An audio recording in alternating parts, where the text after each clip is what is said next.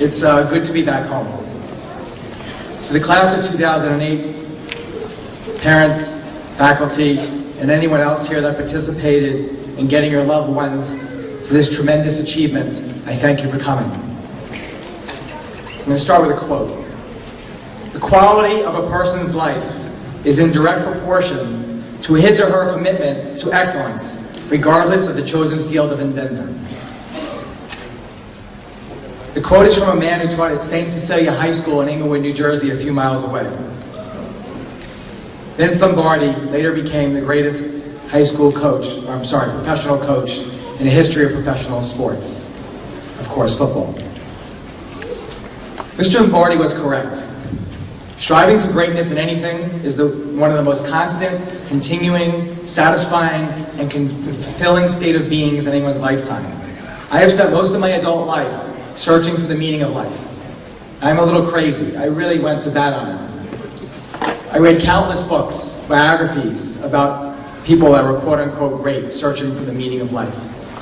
I have interviewed and worked for and worked with some of the greats. And now I come to the conclusion that striving for greatness, or what Mr. Lombardi calls a commitment to excellence, makes this ride called life a little bit richer, or make that a lot richer. In 1991, there was a survey of the 10 most influential books, and Dr. Viktor Frankl made it. He wrote a book called Man's Search for Meaning. He studied that during the Holocaust, why did some people live longer than others?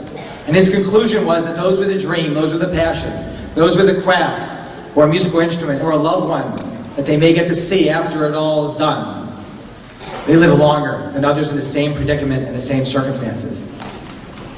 When you are living your dream, or trying to claim your dream, your life is purpose. Life feels better when you have goals and dreams that you can envision and work towards. It is empowering, it is a high. You are not going through the motions of life. You are seizing it, you are conquering it, you are making life come alive. It gives you a reason to want to get out of bed in the morning. I'm not only talking about doctors, lawyers, and investment bankers. Nothing wrong with them. I am one of them. But too many people have failed in having a more satisfying life by going into a profession for the wrong reasons, whether it be because your parents told you to, or because you gave up your dreams because you didn't want people to think you were weird or crazy, or you went into it for the money because you thought it would make you rich. I've never met anyone that's really made it, because their goal was to go make a lot of money. It just simply doesn't happen. I have nothing against money. Money is very good, but it's not enough. And I'm not trying to put down money. Not having to worry about money or being able to afford food on your table is extremely important. But for you, to Milford High School, you want more. You want more out of life. It is a great joy when I visit my brother, Red Bailey, also a graduate of the Milford High School, at his restaurant a couple of miles away on Route 17. He takes such pride and greatness in managing that restaurant. I've never seen a place buzz like that one. And I watched him in person with a dissatisfied customer, and I knew he wasn't going to let them be dissatisfied by the end of that meal. We hear and we watch the same passion from our teachers, mechanics, writers, engineers, architects, artists, you name it. Anyone with a craft and a dream, any love, any dream, any art, any profession. As long as it is your passion, it is a winner. I love that I am able to live my dream. I thank God every day that I get to wake up in the morning, clap my hands together, and go and seize it. Seize that greatness, see that thing that we're striving for. And I love the way that my eyes have a purpose in them. Like I'm going out every day to make this world a little bit better place, or at least in my mind. My adversaries, I'm sure, would disagree. I'm talking about you versus you. How hard can you push yourself to success? Michael Jordan calls it the zone. Someone else called it self-actualization. Others call it the vision thing. Whatever you call it, I call it striving for greatness. It's a great pride that comes with that endeavor. I wish you the same satisfaction. I understand that this is the moment for you. This is one of those times in life where you're either going to seize it and become great or not. This is the time that you will spring into action. This is the time that you will realize your greatness. It may take some of you a little longer than others, but it's really up to you. And this is one of those things where all the doors are open, and it's time for you to either seize it or not seize it. But as long as you know today, and this is one of your chances, you're getting a whole, commencement means beginning. Even though this is the ending, it's also the beginning of your new life. So how do you do it? It's easy for me to talk and give this speech and talk about striving for greatness, but there's no meat yet, right? What's the secret, as a new book calls it, or the recipe, the rules, the how-to, whatever you want to call it? Well, here is my version of it. Number one, find out what you love to do. Make sure it is something you're really good at, or you can learn to be good at it. I'm not good at much, so it took a little while. Then, set goals and go after them. But that's easy to say, those are hyperboles, but really, really, really go after it. It takes hard work, it takes the endurance and relentless pain. You need to suffer unrelentless or relentless, depending on which version my wife and I debated last night. Incredible pain, we'll put it simply. And you can never, ever give up. Things are going to get really difficult if you're trying hard enough. You will think you are a failure and life will be really painful. But almost all successful people suffer greatly before achieving their goals. The key is to never stop believing in yourself. I mean, there will be times where you want to give up, or actually you want to end it all. You just got to remember that things do get better. Winston Churchill said success is going from failure to failure with enthusiasm. Pearl Jam had a song called Indifference. I was also debating, is that before your time, after, or are you still into it?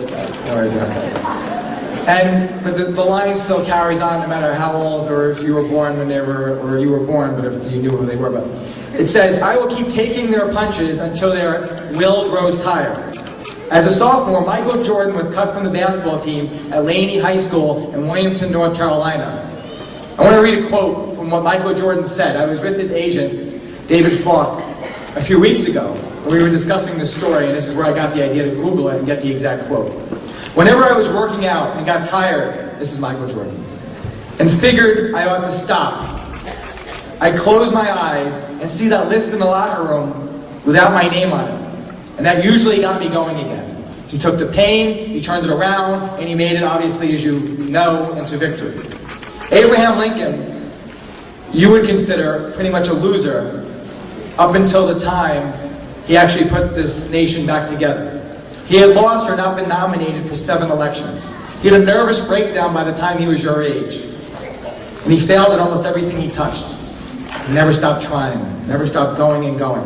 But it's hard to relate for someone that's 6'6" and can dunk. It's hard to relate to someone that was living 150 years ago. So how about 21 years ago, last May, a few miles away in Milford, New Jersey? Me. Almost to the day last month, 21 years ago, I had been a passenger in a major car accident. We were turning off of Washington Avenue on our way to a party. My friend was driving, no one was drinking, and we're heading down the hill, and we hit a wall. It was actually a banked brick wall. My head, if you look at the side of my head, you can see stitches, went through the window on the right-hand side. I was in a coma. I woke up, I had many broken bones, and I lived for my doctors to come to me and tell me that I was going to have to drop my classes by senior year, some of them, especially the honors ones, and I was not going to college anymore, and that I had permanent brain damage, and things were not going to be the same as they were before that day in May of 1987. But I was from the Milford. As Coach said, I thought I was tough. I learned that I wasn't a couple years later. So one day at a time, I recovered. I believed in myself, and I learned that no brain damage would keep me out of college, that no college class would be too difficult to get an A in, and that no college would be too difficult to graduate with honors in the top 10% of my class, and that no law school would be too difficult to attend and to graduate with honors, and that no bar exam, and this was a real tough one, a timed exam, which is your entrance into becoming a lawyer. You don't pass, you don't become a lawyer. That did not get in my way, thank God. So no longer can any of you or anybody else in the world tell me that I wasn't going to become a top attorney.